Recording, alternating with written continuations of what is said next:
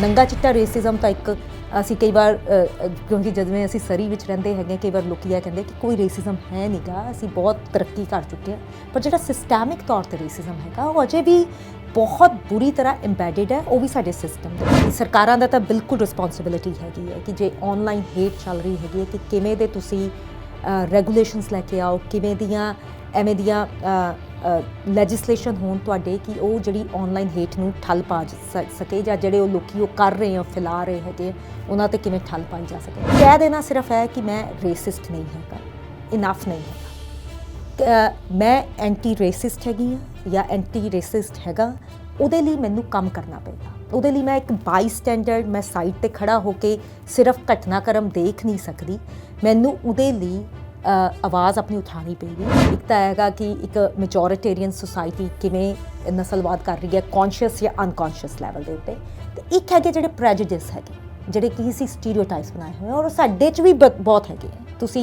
ਅਸੀਂ ਇੰਡੀਆ ਤੋਂ ਆਉਂਦੇ ਹਾਂ, ਅਸੀਂ ਭਾਰਤ ਤੋਂ, ਅਸੀਂ ਕਿਵੇਂ ਦੇ ਅਸੀਂ ਆਪਣੇ ਹੀ ਮੁਲਕ ਦੇ ਵਿੱਚ ਕਈ ਸੂਬੇ ਵਾਲਿਆਂ ਨਾਲ ਅਸੀਂ ਕਿਵੇਂ ਦਾ ਵਿਵਹਾਰ ਕਰਦੇ ਸੀ। ਅਸੀਂ ਇਮੀਗ੍ਰੈਂਟ ਆਏ ਹਾਂ, ਅਸੀਂ ਕੈਨੇਡਾ ਨੂੰ ਆਪਣੀ ਧਰਤੀ ਬਣਾਈ ਹੈ, ਪਰ ਅਸੀਂ ਅਜੇ ਵੀ, and I am very sorry to say that, ਕਿ ਸਾਡੇ ਲੋਕਾਂ ਦੇ ਵੀ ਔਰ ਜਿਹੜੇ ਅਸੀਂ ਵਿਚਾਰ ਰੱਖਦੇ ਹੈਗੇ ਆ, ਸਪੈਸ਼ਲੀ ਜਿਹੜੇ ਮੂਲ ਵਾਸੀ ਲੋਕਾਂ ਦੇ ਖਿਲਾਫ ਜਿਹੜੀ ਅਸੀਂ ਧਾਰਨਾਵਾਂ ਬਣਾਈਆਂ ਹੋਈਆਂ ਕਿ ਜੇ ਇਹ ਕੰਮ ਨਹੀਂ ਕਰਦੇ, ਇਹ ਤਾਂ ਸ਼ਰਾਬ ਪੀਂਦੇ ਰਹਿੰਦੇ ਹੈ, ਨਾਟ ਰਿਅਲਾਈਜ਼ਿੰਗ ਕਿ ਇਹ ਉਹਨਾਂ ਦੀ ਧਰਤੀ 'ਤੇ ਅਸੀਂ ਬੈਠੇ ਹਾਂ।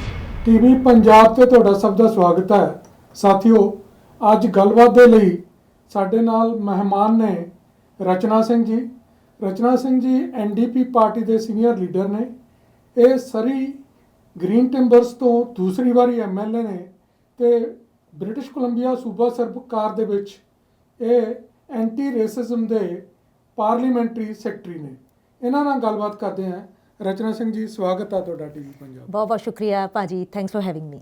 ਰਚਨਾ ਜੀ, ਹੁਣੇ ਤੁਸੀਂ ਯੂਨੈਸਕੋ ਦੀ ਐਂਟੀ ਰੇਸਿਜ਼ਮ ਤੇ ਐਂਟੀ ਡਿਸਕ੍ਰਿਮੀਨੇਸ਼ਨ ਕਾਨਫਰੰਸ ਅਟੈਂਡ ਕਰਕੇ ਆਏ ਹੋ, ਉਹਦਾ ਕੀ ਨਿਚੋੜ ਨਿਕਲਿਆ, ਉਹਦੇ ਬਾਰੇ ਥੋੜ੍ਹਾ ਦੱਸੋ ਜੀ। ਬਹੁਤ ਜ਼ਿਆਦਾ, ਇੱਕ ਤਾਂ ਸ਼ੁਕਰੀਆ ਤੁਹਾਡਾ ਕਿ ਮੈਨੂੰ ਇਹ ਸਮਾਂ ਦੇਣ ਲਈ। ਪਿਛਲੇ ਹਫ਼ਤੇ ਹੀ ਮੈਕਸੀਕੋ ਸਿਟੀ ਵਿੱਚ ਯੂਨੈਸਕੋ ਦੀ ਗਲੋਬਲ ਫੋਰਮ ਹੋਇਆ ਐਂਟੀ ਰੇਸਿਜ਼ਮ ਤੇ ਡਿਸਕ੍ਰਿਮੀਨੇਸ਼ਨ ਨੂੰ ਲੈ ਕੇ। ਅਤੇ ਜਿਵੇਂ ਤੁਸੀਂ ਆਪਣੀ ਇੰਟਰੋਡਕਸ਼ਨ 'ਚ ਦੱਸਿਆ ਕਿ ਮੈਂ BC ਵਿੱਚ ਪਾਰਲੀਮੈਂਟਰੀ ਸਕੱਤਰ ਹੈਗੀ ਹਾਂ ਐਂਟੀ ਰੇਸਿਜ਼ਮ ਇਨੀਸ਼ੀਏਟਿਵਸ ਦੀ, ਜਿਹੜਾ ਕਿ ਮੇਰੀ ਨਿਯੁਕਤੀ ਹੋਈ ਸੀ 2020 ਵਿੱਚ। ਅਤੇ ਜਿਹੜੇ 2 ਮੈਂਡੇਟ ਲੈਟਰ ਤਦ ਜਿਹੜੇ ਪ੍ਰੀਮੀਅਰ ਹੁੰਦੇ ਸੀ ਜੌਨ ਹੌਰਗਨ, ਉਹਨਾਂ ਨੇ ਮੈਨੂੰ ਦਿੱਤੇ ਸੀਗੇ। ਇੱਕ ਤਾਂ ਸੀਗਾ ਐਂਟੀ ਰੇਸਿਜ਼ਮ ਡੇਟਾ ਐਕਟ ਲੈ ਕੇ ਆਉਣਾ, ਦੂਜਾ ਸੀਗਾ ਬਰੋਡਰ ਐਂਟੀ ਰੇਸਿਜ਼ਮ ਐਕਟ। ਅਤੇ ਉਹ ਜਿਹੜਾ ਐਂਟੀ ਰੇਸਿਜ਼ਮ ਡੇਟਾ ਐਕਟ ਹੈਗਾ, ਜਿਹੜਾ 2022 ਵਿੱਚ ਅਸੀਂ ਉਹਨੂੰ ਇੰਟਰੋਡਿਊਸ ਕੀਤਾ ਮਈ ਦੇ ਵਿੱਚ ਲੈਜਿਸਲੇਚਰ ਵਿੱਚ। 2022 ਜੂਨ ਦੇ ਵਿੱਚ ਉਹ ਇੱਕ ਲਾਅ ਬਣ ਗਿਆ। ਪਹਿਲੀ ਵਾਰ ਹੋਇਆ ਹੈਗਾ ਬ੍ਰਿਟਿਸ਼ ਕੋਲੰਬੀਆ ਵਿੱਚ ਐਵੇਂ ਦਾ ਐਕਟ ਆਉਣਾ, ਜਿਹਦੇ ਨਾਲ ਅਸੀਂ ਉਹ ਆંકੜੇ ਇਕੱਠੇ ਕਰ ਸਕਦੇ ਹਾਂ ਜਿਹੜੇ ਕਿ ਲੋਕਾਂ ਦੀ, ਜਦ ਲੋਕੀ ਸਪੈਸ਼ਲੀ ਜਦ ਆਪਣੇ ਸਰਵਿਸਿਜ਼ ਐਕਸੈਸ ਕਰ ਰਹੇ ਹਨ ਗਵਰਨਮੈਂਟ ਦੀਆਂ, ਬੇਸ਼ੱਕ ਉਹ ਹੈਲਥ ਕੇਅਰ ਹੈਗੀ ਹੈ, ਐਜੂਕੇਸ਼ਨ ਹੈਗੀ ਹੈ, ਹਾਊਸਿੰਗ ਹੈਗੀ ਹੈ, ਅਤੇ ਕਿਸ ਤਰ੍ਹਾਂ ਨਾਲ ਬੈਰੀਅਰਸ ਫੇਸ ਕਰ ਰਹੇ ਹਨ ਲੋਕੀ ਜਿਹੜੇ ਰੰਗਦਾਰ ਹੈ, ਜਿਹੜੇ ਤੁਹਾਡੇ ਮੇਰੇ ਵਰਗੇ ਨਜ਼ਰ ਆ ਰਹੇ ਹੈ, ਇੰਡੀਜਨਸ ਹੈਗੇ ਹੈ ਜਾਂ ਸਿਆਹ ਨਸਲ ਦੇ ਹੈਗੇ ਹੈ, ਕਿਵੇਂ ਉਹ ਅੜਿੱਕੇ ਫੇਸ ਕਰਦੇ ਹੈਗੇ, ਕਿਵੇਂ ਦੇ ਉਹਨਾਂ ਨੂੰ ਗੈਪਸ ਹੈਗੇ ਅਤੇ ਕਿਵੇਂ ਉਹ ਗੈਪਸ ਨੂੰ ਘਟਾਇਆ ਜਾਵੇ। ਅਜੇ ਤੱਕ BC ਵਿੱਚ ਇਹ ਆંકੜੇ ਇਕੱਠੇ ਨਹੀਂ ਕੀਤੇ ਜਾ ਰਹੇ ਸੀਗੇ, ਅਤੇ ਇਸ ਕਰਕੇ ਬਹੁਤ ਜ਼ਿਆਦਾ ਸਾਨੂੰ ਪਤਾ ਕਿ ਰੇਸਿਜ਼ਮ ਇਜ਼ ਹੈਪਨਿੰਗ, ਔਰ ਸਪੈਸ਼ਲੀ ਜਿਹੜਾ ਸਿਸਟੈਮਿਕ ਰੇਸਿਜ਼ਮ ਹੈ। ਨੰਗਾ ਚਿੱਟਾ ਰੇਸਿਜ਼ਮ ਤਾਂ ਇੱਕ ਅਸੀਂ ਕਈ ਵਾਰ ਕਿਉਂਕਿ ਜਦੋਂ ਅਸੀਂ ਸਰੀ ਵਿੱਚ ਰਹਿੰਦੇ ਹੈਗੇ ਕਈ ਵਾਰ ਲੋਕੀ ਇਹ ਕਹਿੰਦੇ ਕਿ ਕੋਈ ਰੇਸਿਜ਼ਮ ਹੈ ਨਹੀਂਗਾ, ਅਸੀਂ ਬਹੁਤ ਤਰੱਕੀ ਕਰ ਚੁੱਕੇ ਹਾਂ। ਪਰ ਜਿਹੜਾ ਸਿਸਟੈਮਿਕ ਤੌਰ 'ਤੇ ਰੇਸਿਜ਼ਮ ਹੈਗਾ ਉਹ ਅਜੇ ਵੀ ਬਹੁਤ ਬੁਰੀ ਤਰ੍ਹਾਂ ਇੰਬੈਡਡ ਹੈ, ਉਹ ਵੀ ਸਾਡੇ ਸਿਸਟਮ ਦੇ ਵਿੱਚ, ਕਿਉਂਕਿ ਕਲੋਨੀਅਲ ਸਟਰਕਚਰਸ ਹੈਗੇ ਆ। ਅਤੇ ਉਹ ਐਕਟ ਅਸੀਂ ਜਦ ਇੰਟਰੋਡਿਊਸ ਕੀਤਾ, ਉਹ ਐਕਟ ਆਈ ਥਿੰਕ ਕਿ ਹਿਸਟੋਰਿਕ ਐਕਟ ਰਿਹਾ ਹੈਗਾ ਐਂਟੀ ਰੇਸਿਜ਼ਮ ਡੇਟਾ ਐਕਟ ਦਾ ਨਾਰਥ ਅਮਰੀਕਾ ਦੇ ਵਿੱਚ, ਕਿਉਂਕਿ ਪਹਿਲੀ ਵਾਰ ਅਸੀਂ ਬਹੁਤ ਜ਼ਿਆਦਾ ਸੰਖਿਆ ਵਿੱਚ ਲੋਕਾਂ ਨੂੰ ਕੰਸਲਟ ਕੀਤਾ। ਅਸੀਂ ਸਿਰਫ ਐਕਟ ਲੈ ਕੇ ਨਹੀਂ ਆਏ, ਬਿਫੋਰ ਉਹ ਐਕਟ 'ਤੇ ਅਸੀਂ ਕਾਫੀ ਜ਼ਿਆਦਾ 1.5 ਸਾਲ ਕੰਮ ਕੀਤਾ ਕਿ ਕਿਵੇਂ ਲੋਕਾਂ ਨਾਲ ਕੰਸਲਟੇਸ਼ਨ ਕੀਤੀ ਜਾਏ, ਲੋਕਾਂ ਤੋਂ ਪਤਾ ਕੀਤਾ ਜਾਵੇ ਕਿ ਐਕਟ ਵਿੱਚ ਕੀ ਸ਼ਾਮਲ ਹੋਵੇ। ਅਤੇ ਪਹਿਲਾ ਇੱਕ ਐਕਟ ਹੈਗਾ, ਪਹਿਲਾ ਇੱਕ ਲੈਜਿਸਲੇਸ਼ਨ ਹੈ ਬ੍ਰਿਟਿਸ਼ ਕੋਲੰਬੀਆ ਵਿੱਚ, ਜਿਹੜਾ ਕਿ ਇੰਡੀਜਨਸ ਲੋਕਾਂ ਨਾਲ ਅਤੇ ਰੰਗਦਾਰ ਲੋਕਾਂ ਦੀ ਕੋਲੈਬੋਰੇਸ਼ਨ ਨਾਲ ਡਿਵੈਲਪ ਹੋਇਆ ਹੈਗਾ। ਅੱਜ ਤੱਕ ਕਦੀ ਇਹ ਨਹੀਂ ਹੋਇਆ ਸੀ, ਇਹ ਹਿਸਟਰੀ ਕ੍ਰੀਏਟ ਕੀਤੀ। ਅਤੇ ਉਸੇ ਕਰਕੇ ਮੈਨੂੰ ਬਹੁਤ ਹੀ ਜ਼ਿਆਦਾ ਮਾਣ ਮਹਿਸੂਸ ਹੋਇਆ ਕਿ ਜਦੋਂ ਯੂਨੈਸਕੋ ਨੇ ਇਸ ਸਾਰੀ ਜਿਹੜੀ ਸਾਡੀ ਜਿਹੜਾ ਐਕਟ ਦੇ ਦੌਰਾਨ ਜਿਹੜਾ ਵੀ ਸਾਰਾ ਕੰਮ ਦੇਖਿਆ, ਔਰ ਉਹਦੇ ਬਾਰੇ ਚਰਚਾ ਕਰਨ ਲਈ ਮੈਨੂੰ ਸੱਦਾ ਆਇਆ ਐਜ਼ ਅ ਪਾਰਲੀਮੈਂਟਰੀ ਸਕੱਤਰ ਕਿ ਇਹ ਜਿਹੜੀ ਗਲੋਬਲ ਫੋਰਮ ਹੋਣ ਜਾ ਰਿਹਾ ਹੈ ਉੱਥੇ ਆ ਕੇ ਮਤਲਬ ਕਿ ਕੈਨੇਡਾ ਗਵਰਨਮੈਂਟ ਤੋਂ ਇਲਾਵਾ ਤੁਹਾਨੂੰ ਅਲੱਗ ਤੋਂ ਸਟੇਟ ਗਵਰਨਮੈਂਟ ਦਾ ਇੱਕ ਰਿਪਰੈਜ਼ੈਂਟੇਟਿਵ ਬਿਲਕੁਲ ਹੋਣ ਦੇ ਜੀ, ਨਾਤੇ ਬਿਲਕੁਲ। ਅਲੱਗ ਤੋਂ ਸੱਦਾ ਆਇਆ ਯੂਨੀਵਰਸਿਟੀ ਪੂਰੇ ਕੈਨੇਡਾ ਦੇ ਰਿਪਰੈਜ਼ੈਂਟੇਟਿਵ ਸੀਗੇ ਉੱਥੇ ਜਿਹੜੇ ਕਿ ਕੈਨੇਡਾ ਜਿਹੜੀ ਫੈਡਰਲ ਜਿਹੜੇ ਕੈਨੇਡਾ country ਨੂੰ ਹਾਂ represent ਉਹਦੇ ਵਿੱਚ ਇੱਕ ਐਂਟੀ ਰੇਸਿਜ਼ਮ ਸੈਕਟਰੀਏਟ ਉਹਨਾਂ ਨੇ ਤਿਆਰ ਕੀਤਾ ਹੋਇਆ, ਉਹਦੇ ਜਿਹੜੇ ਨੁਮਾਇੰਦੇ ਹੈਗੇ ਪੀਟਰ ਉਹ ਸੀਗੇ ਉੱਥੇ। ਪਰ ਜੇ ਹੋਰ ਬਾਕੀ ਸੂਬਿਆਂ 'ਚੋਂ ਦੇਖੀਏ ਤੇ ਬ੍ਰਿਟਿਸ਼ ਕੋਲੰਬੀਆ ਇੱਕੋ ਇੱਕ ਸੂਬਾ ਸੀਗਾ ਜਿਹੜਾ ਉੱਥੇ ਰਿਪਰੈਜ਼ੈਂਟੇਸ਼ਨ ਕਰ ਰਿਹਾ ਸੀਗਾ। ਉੱਥੇ ਕੀ ਰਿਪਰੈਜ਼ੈਂਟੇਸ਼ਨ ਦਾ ਕੀ ਨਿਕਲ ਕੇ ਆਇਆ ਜੀ ਕਿ ਹਲੇ ਵੀ ਰੇਸਿਜ਼ਮ ਕਿੰਨਾ ਕੁ ਐਂਟੀ ਡਿਸਕ੍ਰਿਮੀਨੇਸ਼ਨ ਕਿੰਨਾ ਕੁ ਹੈਗਾ ਵਰਲਡ ਵਾਈਡ, ਤੇ ਉਹਦੇ 'ਚ ਕਿਹੜੇ ਕੰਟਰੀ ਨੇ ਜਿਹੜੇ ਜ਼ਿਆਦਾ ਜਿੱਥੇ ਹੋ ਰਿਹਾ ਹੈ, ਕੋਈ ਪਰਟੀਕੂਲਰ ਰੇਸਿਸ ਦੇ ਖਿਲਾਫ ਹੋ ਰਿਹਾ ਹੈ, ਪਰਟੀਕੂਲਰ ਲੋਕਾਂ ਦੇ ਖਿਲਾਫ ਹੋ ਰਿਹਾ, ਕੀ ਨਿਕਲ ਕੇ ਆਇਆ ਜੀ, ਉਹ ਬਿਲਕੁਲ। ਥੋੜਾ ਉਹਦੇ ਬਾਰੇ ਦੱਸੋ। ਬਿਲਕੁਲ, ਯੂਨੈਸਕੋ ਜੀ ਤੁਹਾਨੂੰ ਪਤਾ ਹੀ ਹੈ ਕਿ ਇੱਕ UN ਦੇ ਹੀ ਇੱਕ ਸਬਸਿਡਰੀ ਆਰਗੇਨਾਈਜੇਸ਼ਨ ਹੈਗੀ ਹੈ ਜਿਹੜੀ ਕਿ ਪੂਰੀ ਦੁਨੀਆ ਵਿੱਚ ਕੰਮ ਕਰਦੀ ਹੈ। ਤੇ ਇਹ ਜਿਹੜੀ ਇਹ ਫੋਰਮ ਸੀਗਾ ਜਿਹੜਾ ਮੈਕਸੀਕੋ ਸਿਟੀ ਵਿੱਚ ਹੋ ਰਿਹਾ, ਉਹਦੇ ਵਿੱਚ 300 ਤੋਂ ਵੱਧ ਨੁਮਾਇੰਦੇ 300 ਤੋਂ ਵੱਧ ਪਾਰਟਿਸਪੈਂਟ ਸੀਗੇ, 12 ਤੋਂ ਵੱਧ ਪੈਨਲ ਸੀਗੇ ਜਿਹਦੇ ਵਿੱਚ ਡਿਸਕਸ਼ਨਸ ਹੋਈਆਂ। ਜਿਹੜੇ ਪੈਨਲ 'ਚ ਮੈਂ ਸੀਗੀ ਉਹ ਪੈਨਲ ਦਾ ਜ਼ਿਆਦਾ ਮੁੱਦਾ ਸੀਗਾ ਕਿ ਕਿਵੇਂ ਸਰਕਾਰਾਂ ਰੇਸਿਜ਼ਮ ਨੂੰ ਘਟਾਉਣ ਲਈ ਕਿਵੇਂ ਦੇ ਕਾਨੂੰਨ, ਕਿਵੇਂ ਦੇ ਨਿਆਂ ਲਿਆ ਸਕਦੇ, ਜਿਵੇਂ ਕਿ ਅਸੀਂ ਐਂਟੀ ਰੇਸਿਜ਼ਮ ਗੇਟ ਐਕਟ ਲਿਆਏ ਆ, ਅਤੇ ਉਹਦੇ ਉੱਤੇ ਚਰਚਾ ਹੋ ਰਹੀ ਸੀਗੀ। ਮੇਰੇ ਨਾਲ ਹੋਰ ਮੁਲਕਾਂ ਦੇ, ਅਮਰੀਕਾ ਦੇ, ਕੈਨੇਡਾ ਦੇ ਜਿਹੜੇ ਐਂਟੀ ਰੇਸਿਜ਼ਮ ਸੈਕਟਰੀਏਟ ਦੇ ਨੁਮਾਇੰਦੇ, ਹੋਰ ਮੁਲਕਾਂ ਦੇ ਵੀ ਨੁਮਾਇੰਦੇ ਉਸ ਪੈਨਲ ਦੇ ਵਿੱਚ ਸ਼ਾਮਲ ਸੀ।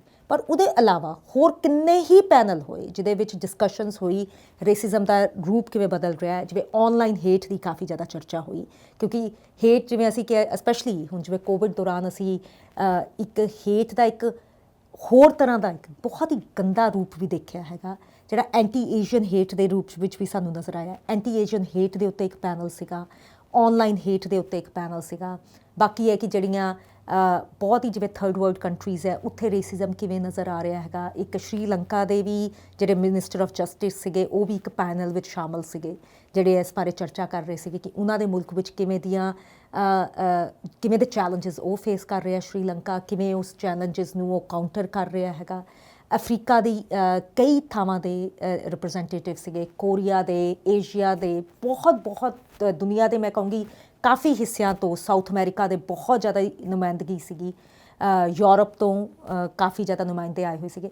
ਸੋ ਚਰਚਾ ਬੇਸਿਕਲੀ ਇਹ ਸੀਗੀ ਕਿ ਇਸ ਬਾਰੇ ਤਾਂ ਕੋਈ ਕੁਐਸਚਨ ਸੀਗਾ ਹੀ ਨਹੀਂ ਕਿ ਰੇਸਿਜ਼ਮ ਅਜੇ ਵੀ ਬਹੁਤ ਜ਼ਿਆਦਾ ਭਾਰੀ ਹੈ ਸਾਰੇ ਮੁਲਕਾਂ ਵਿੱਚ, ਉਹਦੇ ਰੰਗ ਰੂਪ ਡਿਫਰੈਂਟ ਹੈਗੇ ਹੈ। ਔਰ ਕੋਵਿਡ ਦੇ ਦੌਰਾਨ ਜਿਹੜਾ ਹੈਗਾ ਕਿ ਰੇਸਿਜ਼ਮ ਦੀ ਜਿਹੜੀ ਸਥਿਤੀ ਹੈ ਹੋਰ ਵੀ ਜ਼ਿਆਦਾ ਗੰਭੀਰ ਹੋਈ ਹੈ, ਜਿਹੜੀ ਅਸੀਂ ਪਹਿਲਾਂ ਨਹੀਂ ਦੇਖਿਆ ਸੀਗਾ। ਜਿਵੇਂ ਪਹਿਲਾਂ ਵੀ ਦੱਸਿਆ ਕਿ ਐਂਟੀ ਏਸ਼ੀਅਨ ਹੇਟ ਅਸੀਂ ਨਹੀਂ ਪਹਿਲਾਂ ਦੇਖ ਰਹੇ ਸੀਗੇ, ਜਸਟ ਬਿਕੋਜ਼ ਚਾਈਨਾ ਦੇ ਵਿੱਚ ਉਹਦਾ ਕੋਵਿਡ ਦੀ ਜਿਹੜੀ ਸ਼ੁਰੂਆਤ ਹੋਈ ਹੈ, ਤੇ ਉਸੇ ਕਰਕੇ ਜਿਹੜੇ ਏਸ਼ੀਅਨ ਮੂਲ ਦੇ ਨਾਗਰਿਕ ਹੈਗੇ ਆ, ਬੇਸ਼ੱਕ ਉਹ ਚਾਈਨਾ ਤੋਂ ਸੀਗੇ, ਕੋਰੀਆ ਤੋਂ ਸੀਗੇ, ਜਾਂ ਜਿਹੜੇ ਵੀ ਲੱਗ ਰਹੇ ਸੀਗੇ ਕਿ ਜਿਨ੍ਹਾਂ ਦੇ ਰੰਗ ਰੂਪ ਤੋਂ ਨਜ਼ਰ ਆ ਰਹੇ ਸੀਗੇ ਏਸ਼ੀਅਨ, ਉਹ ਕਿਵੇਂ ਉਹਨਾਂ ਨੇ ਰੇਸਿਜ਼ਮ ਹੰਢਾਇਆ, ਉਹਨਾਂ ਨੇ ਗਾਲੀ ਗਲੋਚ ਉਹਨਾਂ ਨਾਲ ਹੋਈ ਹੈ, ਉਹਨਾਂ ਨਾਲ ਅਸੀਂ ਆਪਣੇ ਆਪ ਜਿਹੜੀ BC ਬਾਰੇ ਮੈਨੂੰ ਬਹੁਤ ਹੀ ਇਸ ਕਰ ਦੁੱਖ ਲੱਗਦਾ ਹੈ ਕਿ BC ਨੂੰ ਬਲੂਮਬਰਗ ਮੈਗਜ਼ੀਨ ਨੇ ਐਂਟੀ ਏਸ਼ੀਅਨ ਹੇਟ ਦੀ ਕੈਪੀਟਲ ਐਲਾਨਿਆ ਸੀਗਾ, ਕਿਉਂਕਿ ਸਾਡੇ ਕੋਲ ਬਹੁਤ ਹੀ ਏਸ਼ੀਅਨ ਮੂਲ ਦੇ ਲੋਕੀ ਹੈਗੇ ਹੈ। ਅਤੇ ਕੋਵਿਡ ਨੇ ਜਿਵੇਂ ਹੋਰ ਸਮੱਸਿਆਵਾਂ ਪੈਦਾ ਕੀਤੀਆਂ, ਉਹਨਾਂ ਨੇ ਹੇਟ, ਡਿਸਕ੍ਰਿਮੀਨੇਸ਼ਨ ਅਤੇ ਰੇਸਿਜ਼ਮ ਦੀ ਵੀ ਸਮੱਸਿਆ ਨੂੰ ਬਹੁਤ ਜ਼ਿਆਦਾ ਵਧਾਇਆ, ਅਤੇ ਉਹਨੂੰ ਕਿਵੇਂ ਕਾਊਂਟਰ ਕੀਤਾ ਜਾਵੇ। ਇੱਕ ਤੁਸੀਂ ਸੋਸ਼ਲ ਮੀਡੀਆ ਦੀ ਗੱਲ ਕੀਤੀ ਕਿ ਉੱਥੇ ਕਾਫੀ ਡਿਸਕਸ਼ਨ ਹੋਈਆਂ,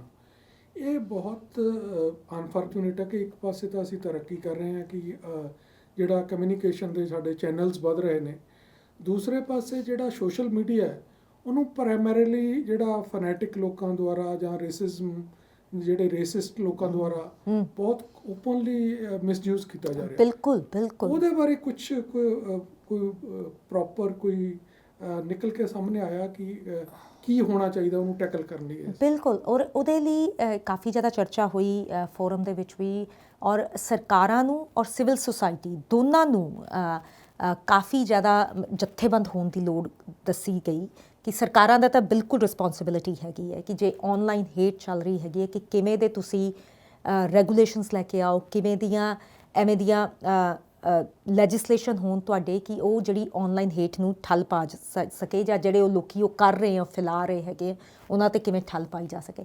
ਪਰ ਨਾਲ ਹੀ ਨਾਲ ਜਿਹੜੇ ਇੱਕ ਬਹੁਤ ਹੀ ਜ਼ਿਆਦਾ ਮੈਂ ਐਮਫੈਸਿਸ ਦੇਖਿਆ ਇਸ ਫੋਰਮ ਦੇ ਉੱਤੇ, ਉਹ ਸੀਗਾ ਸਿਵਲ ਸੁਸਾਇਟੀ ਦੇ ਉੱਤੇ, ਕਿ ਜਿਹੜੀ ਇੱਕ ਆਮ ਬੰਦਾ ਹੈਗਾ, ਇੱਕ ਨਾਗਰਿਕ ਹੈ ਜਿਹੜਾ ਜਿਹੜਾ ਇੰਪੈਕਟ ਹੋ ਰਿਹਾ ਹੈਗਾ, ਔਰ ਕਈ ਵਾਰ ਜਿਵੇਂ ਇੰਪੈਕਟ ਹੋ ਕੇ ਉਹ ਆਵਾਜ਼ ਬੁਲੰਦ ਨਹੀਂ ਕਰ ਰਿਹਾ ਹੈਗਾ, ਉਹਨੂੰ ਕਿਵੇਂ ਸੁਚੇਤ ਕੀਤਾ ਜਾਵੇ। ਉਹਦੀ ਸਿਵਲ ਸੁਸਾਇਟੀ ਦਾ ਕੀ ਰੋਲ ਹੈਗਾ ਐਂਟੀ ਰੇਸਿਜ਼ਮ ਦੇ ਵਿੱਚ ਜਾਂ ਐਂਟੀ ਰੇਸਿਸਟ ਹੋਣ ਦੇ ਵਿੱਚ, ਉਹਦੇ ਉੱਤੇ ਬਹੁਤ ਜ਼ਿਆਦਾ ਚਰਚਾ ਸੀ, ਉਹਦੇ 'ਤੇ ਬਹੁਤ ਜ਼ਿਆਦਾ ਫੋਕਸ ਸੀਗਾ। ਔਰ ਆਈ ਥਿੰਕ ਕਿ ਦੈਟ ਇਜ਼ ਐਕਸਟ੍ਰੀਮਲੀ ਇੰਪੋਰਟੈਂਟ।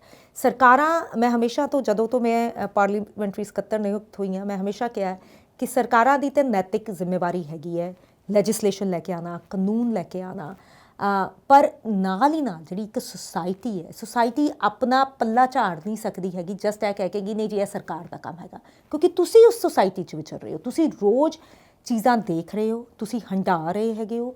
ਜੇ ਤੁਹਾਡੇ ਕੋਲ ਬੋਲਣ ਦੀ ਕਪੈਸਿਟੀ ਹੈਗੀ ਹੈ, ਤੁਸੀਂ ਜੇ ਚੁੱਪ ਰਹਿ ਰਹੇ ਹੈਗੇ ਹੋ, ਤੇ ਕਿਤੇ ਨਾ ਕਿਤੇ ਤੁਹਾਡੇ 'ਤੇ ਵੀ ਸਵਾਲ ਉੱਠਦੇ ਹੈਗੇ ਕਿ ਤੁਸੀਂ ਕਿਉਂ ਚੁੱਪ ਰਹਿ ਰਹੇ ਹੋ, ਜਾਂ ਤੁਹਾਡੇ ਕੋਲ ਕਪੈਸਿਟੀ ਸੀਗੀ ਬੋਲਣ ਦੀ। ਤਾਂ ਹੀ ਹੁਣ ਜਿਹੜੀ ਇੱਕ ਸ਼ਿਫਟ ਜਿਹੜੀ ਮੈਂ ਨੋਟ ਕੀਤੀ ਹੈ, ਜਿਹੜੇ ਮੈਂ ਆਪਣੇ ਕੰਮ ਦੌਰਾਨ ਦੀ ਹੈ, ਕਹਿ ਦੇਣਾ ਸਿਰਫ ਹੈ ਕਿ ਮੈਂ ਰੇਸਿਸਟ ਨਹੀਂ ਹੈਗਾ, ਇਨਫ ਨਹੀਂ ਹੈਗਾ। ਮੈਂ ਐਂਟੀ ਰੇਸਿਸਟ ਹੈਗੀ ਹਾਂ ਜਾਂ ਐਂਟੀ ਰੇਸਿਸਟ ਹੈਗਾ, ਉਹਦੇ ਲਈ ਮੈਨੂੰ ਕੰਮ ਕਰਨਾ ਪਏਗਾ। ਉਹਦੇ ਲਈ ਮੈਂ ਇੱਕ ਬਾਈ ਸਟੈਂਡਰਡ, ਮੈਂ ਸਾਈਡ 'ਤੇ ਖੜ੍ਹਾ ਹੋ ਕੇ ਸਿਰਫ ਘਟਨਾਕ੍ਰਮ ਦੇਖ ਨਹੀਂ ਸਕਦੀ, ਮੈਨੂੰ ਉਹਦੇ ਲਈ ਆਵਾਜ਼ ਆਪਣੀ ਉਠਾਉਣੀ ਪਏਗੀ। ਬੇਸ਼ੱਕ ਉਹ ਇੱਕ ਪੱਗਧਾਰੀ ਮੇਰੇ ਭਰਾ ਜਾਂ ਮੇਰੇ ਪਿਓ ਵਰਗੇ ਬੰਦੇ ਨਾਲ ਹੋ ਰਿਹਾ ਹੋਵੇ, ਇੱਕ ਹਿਜਾਬ ਪਾਉਣ ਵਾਲੀ ਔਰਤ ਨਾਲ ਹੋ ਰਿਹਾ ਹੋਵੇ, ਇੱਕ ਸਿਆਹ ਨਸਲ ਦੇ ਬੰਦੇ ਨਾਲ ਹੋ ਰਿਹਾ ਹੋਵੇ, ਜਸਟ ਬਿਕੋਜ਼ ਉਹ ਮੇਰੇ ਨਾਲ ਨਹੀਂ ਹੋ ਰਿਹਾ ਸੀਗਾ, ਦੈਟ ਡਜ਼ ਨਾਟ ਮੀਨ ਕਿ I have an option to stay quiet. ਤੁਸੀਂ ਰਚਨਾ ਜੀ ਸ਼ੁਰੂ 'ਚ ਸਾਨੂੰ ਦੱਸਿਆ ਹੈਗਾ ਕਿ ਇੱਕ ਜਿਹੜਾ ਡਾਟਾ ਕਲੈਕਸ਼ਨ ਹੋਈ ਉਸ ਦੇ ਬੇਸਿਸ 'ਤੇ ਇੱਕ ਐਕਟ ਬਣਿਆ।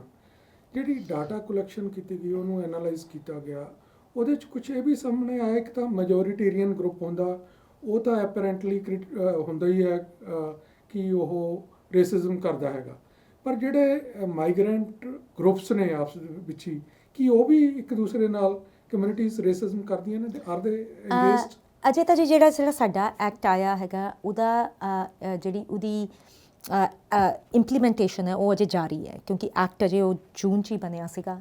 ਉਹਦੇ ਲਈ ਅਸੀਂ ਐਂਟੀ ਰੇਸਿਜ਼ਮ ਡੇਟਾ ਕਮੇਟੀ ਤਿਆਰ ਕੀਤੀ ਹੈ, ਅਤੇ ਨਾਲ ਹੀ ਅਸੀਂ ਹੁਣ ਇੱਕ ਸਰਵੇ ਭੇਜਾਂਗੇ ਜਿਹੜਾ ਕਿ ਸਾਰੇ ਘਰਾਂ ਵਿੱਚ ਜਾਏਗਾ, ਜਿਹਦੇ ਵਿੱਚ ਲੋਕੀ ਦੱਸਣਗੇ ਕਿ ਉਹਨਾਂ ਦੇ ਕਿਹੜੇ ਐਕਸਪੀਰੀਅੰਸਿਸ ਹੈਗੇ ਹੈ।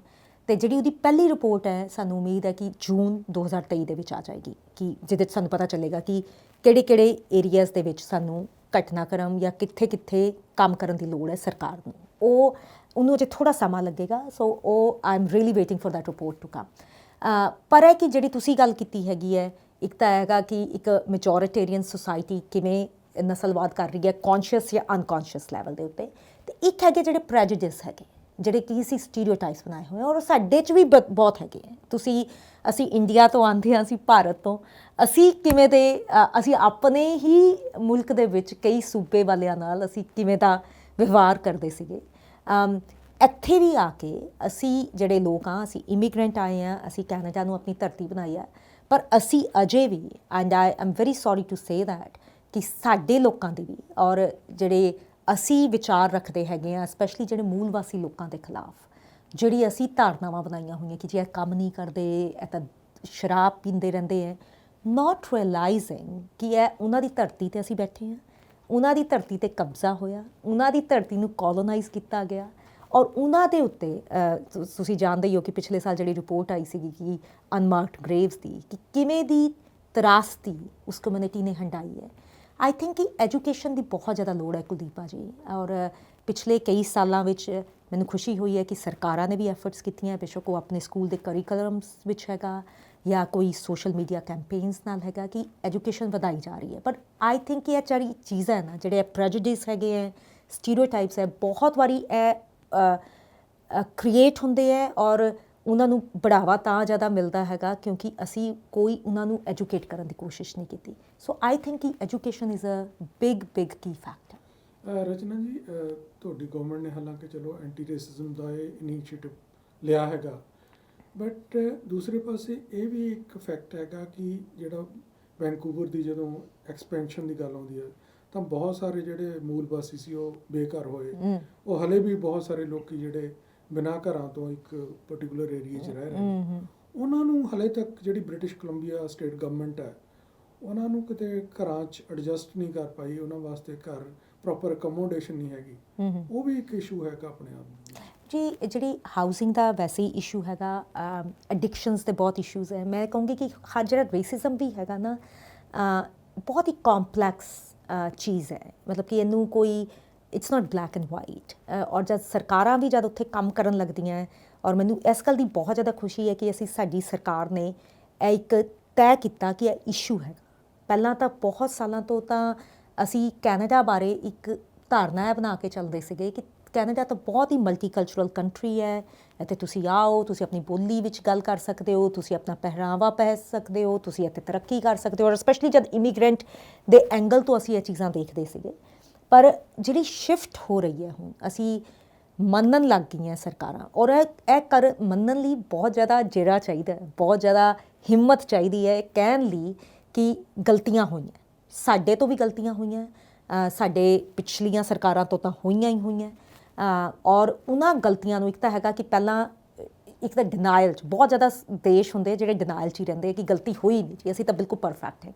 ਪਹਿਲਾਂ ਤਾਂ ਉਸ ਚੀਜ਼ ਨੂੰ ਐਡਮਿਟ ਕਰਨਾ ਕਿ ਗਲਤੀ ਹੋਈ ਹੈ, ਔਰ ਫਿਰ ਹੈ ਕਿ ਉਸ ਗਲਤੀ ਨੂੰ ਠੀਕ ਕਰਨ ਲਈ ਅਸੀਂ ਕੀ ਕਰਨ ਜਾ ਰਹੇ ਹਾਂ। ਇੱਕ ਤਾਂ ਮਾफ़ੀ, ਜਿਵੇਂ ਅਸੀਂ ਕਈ ਵਾਰ ਹੁੰਦਾ ਕਿ ਅਸੀਂ ਹਿਸਟੋਰਿਕ ਰੋਂਗਸ ਦੀ ਮਾफ़ੀ ਮੰਗ ਲਈ, ਪਰ ਹੈ ਕਿ ਇੱਕ ਮਾफ़ੀ ਤੋਂ ਅੱਗੇ ਵੀ ਬਹੁਤ ਚੀਜ਼ਾਂ ਹੈਗੀਆਂ ਕਿ ਉਹ ਜਿਹੜੀਆਂ ਕੁਰੀਤੀਆਂ, ਉਹ ਜਿਹੜਾ ਅਨਿਆਂ ਜਿਹੜਾ ਚੱਲ ਰਿਹਾ ਹੈ, ਹਾਊ ਟੂ ਡੂ ਇਟ। ਜਿਹੜੀ ਤੁਸੀਂ ਗੱਲ ਕੀਤੀ ਹੈ ਡਾਊਨਟਾਊਨ ਈਸਟ ਸਾਈਡ ਦੀ, ਜਿਵੇਂ ਤੁਸੀਂ ਗੱਲ ਕਰ ਰਹੇ ਹੋ, ਜਿੱਥੇ ਬਹੁਤ ਜ਼ਿਆਦਾ ਵਸੋਂ ਹੈ ਇੰਡੀਜਨਸ ਲੋਕਾਂ ਦੀ, ਜਿਹੜੇ ਕਿ ਐਡਿਕਸ਼ਨ ਦਾ ਸ਼ਿਕਾਰ ਹੈ, ਜਿਹੜੇ ਪ੍ਰੋਸਟੀਟਿਊਸ਼ਨ ਵਿੱਚ ਹੈਗੇ ਹੈ, ਜਿਹੜੇ ਹੋਮਲੈਸ ਹੈਗੇ ਹੈ।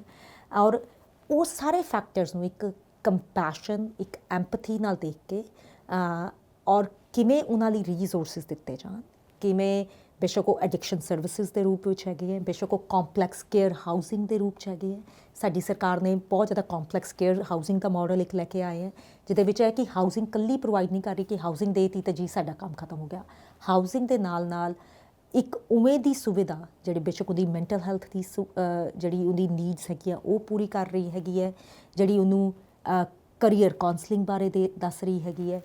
ਉਹ ਸਾਰੀ ਚੀਜ਼ਾਂ ਨੂੰ ਇੱਕ ਸੋਚ ਨੂੰ ਲੈ ਕੇ ਉਹ ਕੰਪਲੈਕਸ ਕੇਅਰ ਹਾਊਸਿੰਗ ਦੀ ਸਥਾਪਨਾ ਹੋਣੀ, ਉਹ ਕਾਫੀ ਥਾਵਾਂ 'ਤੇ ਹੋ ਰਹੀ ਹੈ। ਸਰੀ ਵਿੱਚ ਹੀ ਸਾਡੇ ਕੋਲ ਬਿਲਕੁਲ ਹੀ ਹੈ ਜਿਹੜਾ 105A ਐਵਨਿਊ ਹੈ, ਜਿਹਨੂੰ ਅਸੀਂ ਟੈਂਟ ਸਿਟੀ ਕਹਿੰਦੇ ਸੀਗੇ, ਉੱਥੇ ਕੰਪਲੈਕਸ ਕੇਅਰ ਹਾਊਸਿੰਗ ਦਾ ਆਉਣਾ।